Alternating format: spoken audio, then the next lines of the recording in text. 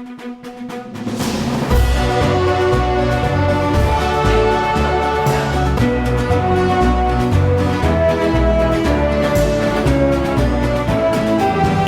Walker's Desert Diaries, week 21.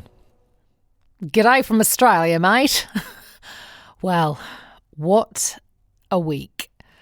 Since I last spoke to you, I've driven over 2,500 kilometres. It would normally take me about 3 months to drive that far. But it was terrific. So often, Mum and I were just the only vehicle on the road for miles, accelerating along a single line of tarmac, separating vast plains of forest, desert, scrubland, you name it. Now and again, you'd pass a sign denoting that a homestead was a mere 100 kilometres off the road. I was just desperate to drive up that track, meet the people who lived there. Who were they?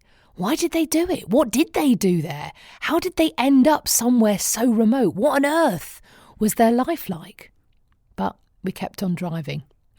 We headed north from Carnarvon on day 3 to Coral Bay, a teeny fishing town I last visited in 1991, a place which held such incredible memories of being a carefree teenager on the adventure of a lifetime. I'd always hoped to go back there one day, but I never imagined it would have happened on this trip, and I never imagined it would have been under these circumstances. Now, how can I even describe it to you? Sand's so white and powdery it feels like you're skipping through icing sugar. Water's so clear in more shades of blue than you can imagine existed. An incredible marine life right there on the shore. I screeched into my snorkel the first time I put my head in the ocean. I was standing chest deep in the sea and I just leant over and put my face in the water to see about 8 different species of fish, blue, pink, green, yellow, silver, all swimming around my legs without a care. I mentioned that I'd visited Coral Bay many, many years before when travelling with the American boy in my teens.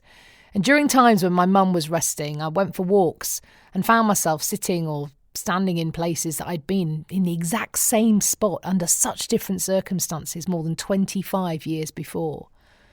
At times like that, it's impossible not to think about your life. Think about the choices you've made, the mistakes you've made, your regrets. What would my 19-year-old self think of me now? Of course I've made mistakes. I've done things I'd never do again, things that I'm not proud of. But regrets? No. I thought about choices I've made in my life, dreams I've followed, risks I've taken. And I'm glad. I'm glad I've done every single one of those things. It doesn't mean they've all worked out. It doesn't mean they haven't been incredibly hard. But I've given it a go. I think if I hadn't, that is what I would regret. I think the 19-year-old me would think I've done all right. There's so much I could share with you. Watching England win the rugby in a tiny beachside bar, sparring with a bunch of Aussies who were supporting Tonga. My mum really loves the rugby, so she was so chuffed when she realised this little corner of Australia was showing the match. She ate fresh barramundi and drank beer, and I just loved seeing her so happy. Heading back south, we pulled into an old telegraph station and I heard the brummy twinge in the woman's voice who ran it.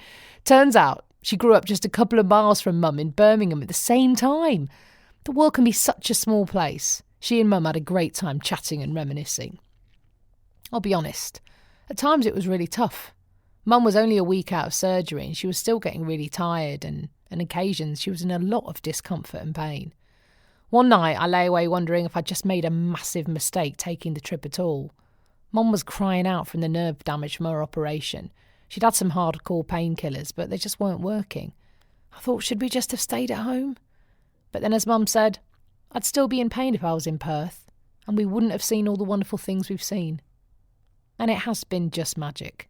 From big red kangaroo I saw out the windows of the van one morning when I was brushing my teeth, to the 4 baby emus I slowed down to let cross on a deserted highway.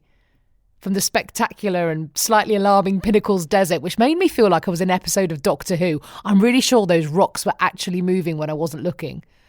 Right down to our final dip in the ocean on the final day of the trip, in the brilliantly named Hangover Bay. Memories have been made. I've got an Instagram story you can go and have a look at Sam Walker Radio, if you do fancy seeing any of our adventures. Come and let me know what you think. It was with a heavy heart then that we returned Bruce, our camper van, back to the rental company. As I was driving down the highway to take him back, I just had this mad fantasy about turning around and just driving back up north to the wilds, wondering how far I could get until the rental form caught up with us. But of course, there's the not-so-small matter of two little people who've been really good for Daddy for the last few weeks. But now they're asking, when's Mummy coming home? So, home's where I'm heading. It's been a really hard decision. So much about Mum's cancer and future treatment just isn't clear yet. I thought she'd be 3 weeks post-op now and well on the mend, but instead we don't know, well, anything about the future months. I wish by staying longer it would all be clearer, but that in itself might take many more weeks, and I'm a mum too as well as a daughter, and I'm really aware that they need me now, as well as my husband, who probably needs to go and sit down in a darkened room on his own for a while. So, in a couple of days, with a heavy heart, I'm leaving Australia. I don't know when, if I'll be back. But the cacti are calling me, so I'll see you in the desert.